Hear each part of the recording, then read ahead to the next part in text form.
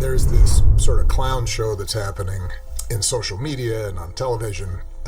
What is true is that there doesn't seem to be any shame about this among people who used to feel like you had to have some sort of decorum.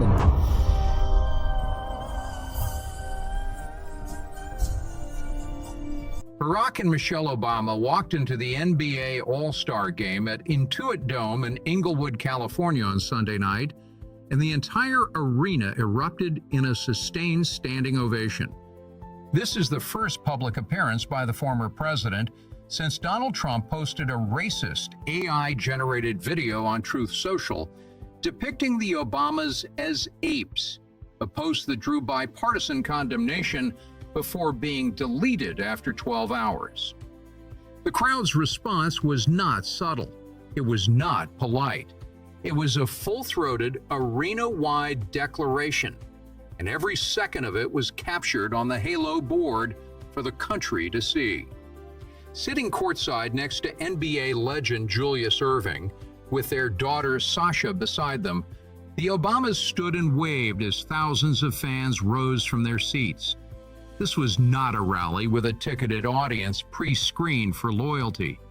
This was 18,000 Americans in a basketball arena who paid to see a game, not a president. And they made their feelings about both presidents unmistakably clear. Meanwhile, Donald Trump spent his Valentine's Day weekend writing a nearly 500-word rant on Truth Social attacking comedian Bill Maher. Not crafting policy, not addressing the DHS shutdown that took effect Saturday morning, not responding to the 2 U.S. citizens killed during immigration operations in Minneapolis. No, he was writing paragraphs about how Bill Maher once asked for a vodka tonic in the Oval Office. Obama posted a photo dancing cheek to cheek with Michelle in front of a heart-shaped bouquet of roses. Trump posted a meltdown about a late-night host who hurt his feelings. One man is loved, the other man demands to be. And 17,000 people just showed America the difference in high definition. And it gets better. During the game, a live ball careened out of bounds directly toward the Obamas' courtside seats. Without hesitation, Barack snagged the ball with one hand and shielded Michelle with the other. The broadcast commentators could not contain themselves. One quipped that he is even cool when the ball is coming at him. No other All-Star game in the event's 75-year history can claim a president touched a live ball during play. The man is 64 years old and still has better hands than the current administration has for handling the truth. Then came the halftime interview with Hall of Famer Reggie Miller. Miller asked Obama about his favorite NBA moment from the 90s. Obama, without missing a beat, looked Miller dead in the eye and said he always enjoyed watching Chicago beat Indiana. Miller, of course, played for the Indiana Pacers. The timing, the delivery, the effortless charm. This is what happens when a president possesses a genuine sense of humor that does not require a 500-word Truth Social post explaining why the joke was supposed to be funny. But here is the moment that should keep Donald Trump awake tonight. After the game, All-Star MVP Anthony Edwards, 24 years old, the most electrifying young player in basketball, was asked if Obama's presence gave him extra motivation. Edwards did not hesitate. He called Barack Obama his favorite person in the world.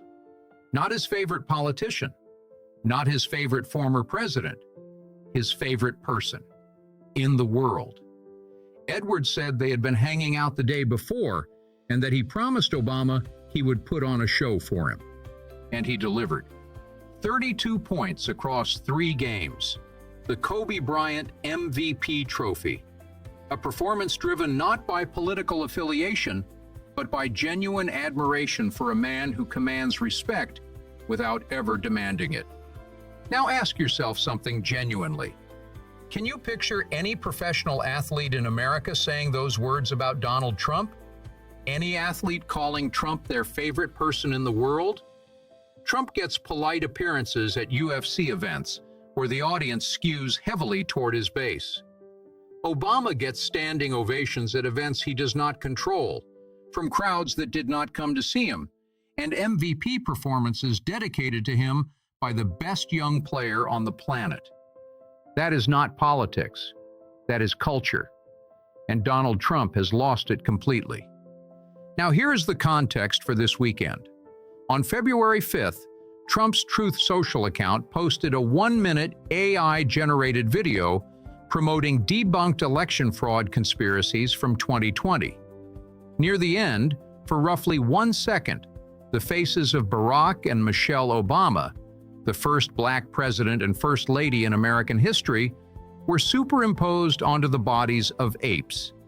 The accompanying song was "The Lion Sleeps Tonight." This was posted during Black History Month. The video remained live for nearly 12 hours before the White House took it down. Press Secretary Caroline Leavitt initially dismissed the backlash, telling reporters to stop the fake outrage. Then, when the criticism went bipartisan, Republican Senator Tim Scott, the only black Republican in the Senate, called it the most racist thing he had seen come out of this White House. Suddenly, the story changed. An unnamed staffer was blamed for erroneously posting it. But Trump, speaking to reporters aboard Air Force One, contradicted that narrative directly. He told the Associated Press he liked the beginning of the video, passed it along for someone to post, and admitted that nobody reviewed the end. When asked if he would apologize, his answer was definitive. "I didn't make a mistake," so Obama responded. In an interview that aired Saturday with political commentator Brian Tyler Cohen, the former president said the majority of Americans find this behavior deeply troubling. He called the current political environment a clown show happening on social media and television. He noted the loss of decorum, propriety, and respect for the office. He did not yell, he did not name-call, he did not write a rambling screed on a social media platform named after himself. He said something devastatingly simple. People still believe in decency, courtesy, and kindness. And 17,000 people proved him right the very next night. The Valentine's Day contrast between these two men is so perfectly drawn, it reads like satire, except every word of it actually happened. Barack Obama posted a photograph of himself dancing with Michelle. His caption, "Celebrated Valentine's Day with my forever dance partner. Love you, Mish." Michelle posted the same image. "My forever Valentine. Love you always, Barack." 33 years of marriage. One photograph, 2 sentences. Elegance in its purest form. Donald Trump spent his Valentine's morning composing a 493-word rant about Bill Maher. He described in bizarre detail how Maher was supposedly nervous during a White House dinner and immediately asked for a vodka tonic. He called Maher a highly overrated lightweight suffering from Trump derangement syndrome. He bragged about his own accomplishments. He complained about a joke regarding Canada and China that supposedly went over Maher's head. He dragged Jimmy Kimmel, Jimmy Fallon, and Stephen Colbert into the crossfire for good measure. Nearly 500 words. On Valentine's Day. About a comedian who criticized him on television. One man celebrated love. The other celebrated grudges. America is watching both performances, and the reviews are in. And while the nation processed this cultural split screen, the Trump administration decided to say the quiet part at full volume. On Friday, Homeland Security Secretary Kristi Noem stood at a press conference in Arizona and declared that her department would ensure, and this is a direct rendering of her words, that the right people are voting, electing the right leaders to lead this country. The Secretary of Homeland Security just told America that a federal law enforcement agency will determine who qualifies as the right people and who deserves to be the right leaders. Senate Minority Leader Chuck Schumer responded immediately. This is Trump's idea of democracy, leaders selecting their voters instead of the other way around. When border czar Tom Homan was asked on CNN's State of the Union what Noem meant by electing the right leaders, he would not even defend his own colleague. He said he did not know what she meant. He said the question should be directed to the secretary, his own administration, his own cabinet member. He would not touch it. Governor Andy Beshear of Kentucky called her statements wild and un-American. Former Obama advisor David Axelrod suggested these comments explain precisely why Noem keeps her job despite the Minneapolis debacle. Because Trump wants someone loyal enough to ensure the right leaders win. Obama also addressed the deaths of 2 American citizens, Renee Good and Alex Priddy, killed during immigration operations in Minneapolis. He called the Priddy shooting a heartbreaking tragedy and a wake-up call that core values are under assault. He described the rogue behavior of federal agents as deeply concerning and dangerous. And he pointed to something that should alarm this administration more than any courtroom loss. Citizens are pushing back. Not randomly, systematically, with cameras, with truth, with peaceful protests. That is the real tremor underneath the standing ovation. So here is the state of play after this extraordinary weekend. A former president who was depicted as an animal by the sitting president of the United States walked into an arena he did not fill, with a crowd he did not summon, during a week designed to humiliate him, and America stood up. Not because a handler instructed them, not because the tickets were free, not because a campaign orchestrated it. They stood because they wanted to. They stood because in the middle of racist videos and 500-word tantrums and a Homeland Security Secretary openly auditioning for the role of election fixer, they needed to remind themselves what presidential dignity actually looks like. The administration will spin. Leavitt will dismiss. Noem will claim she only meant eligible voters. Homan will dodge questions. But none of them can spin what happened at Intuit Dome.